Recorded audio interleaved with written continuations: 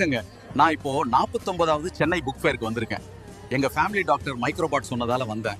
அப்பா எவ்வளோ புக்ஸ் இருக்கு.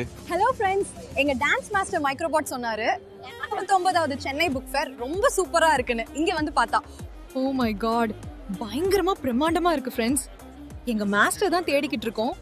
இங்க தான் எங்கேயோ இருக்கேன்னு சொன்னாரு. ஹாய், எங்க சிவில் இன்ஜினியர் மைக்ரோபாட் 49வது சென்னை புக் ஃபேர்ல அவர் தேடிக்கிட்டு இருந்த புக்ஸ் கிடைச்சதுன்னு சொன்னாரு. சோ எனக்கும் சில புக்ஸ் தேவைப்படுது. அத வாங்க தான் எங்க ஃப்ரெண்ட்ஸ் கூட வந்தேன். படு. எனக்கு புக்ஸ் வாங்க ஹெல்ப் பண்றது சொன்னாரு. இன்னும் ஆளையே காணோம்.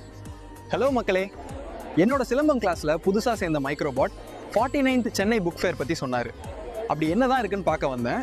உள்ள வந்து பார்த்தா எவ்வளோ புக் ஸ்டால்ஸ் இருக்கு. இவ்வளோ பிரம்மாண்டமா புக் ஸ்டால்ஸ் நான் பார்த்ததே இல்லை மக்களே. மைக்ரோபாட்டுக்கு தான் தேங்க்ஸ் சொல்லணும். நம்மளை வர சொல்லிட்டு எங்க போனாரு தெரியலையே. சரி, எப்படியும் புக் ஃபேருக்கு உள்ளதான் இருப்பாரு.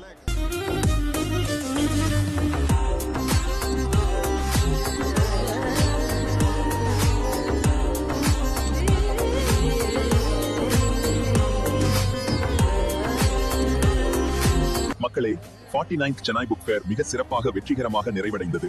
என்னோட இன்வைட் ஏற்று வந்த ஒவ்வொருவருக்கும் நான் மனப்பூர்வமாக நன்றி தெரிவிக்கிறேன். மக்களே, அடுத்து 50வது சென்னை புத்தக கண்காட்சியில் நாம் மீண்டும் சந்திப்போம். அதுவரை உங்களிடமிருந்து விடைபெறுவது மைக்ரோபாட். டாடா, பபாய்.